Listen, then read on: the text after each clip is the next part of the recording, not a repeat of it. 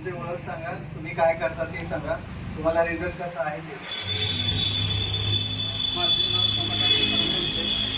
कंपनीचं करून नैसर्गिक शेतीमध्ये पेरो बागायतदार असून 200 लिटर बॅनरमध्ये मुतारी देशी गाय म्हणजे खिलारी गाईची गोमूत्र घेऊन त्याच्यात बेसन गूळ ताक किती किती टाकतात ते सांगा.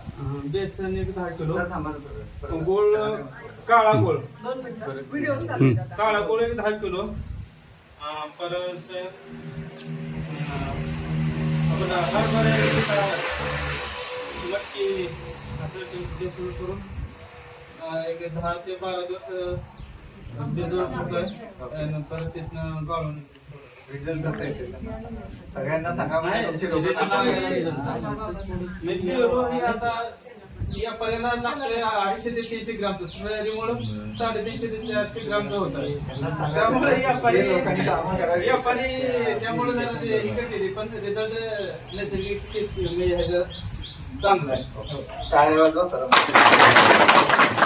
दुसरा अजून फोन करतोय चांगलं.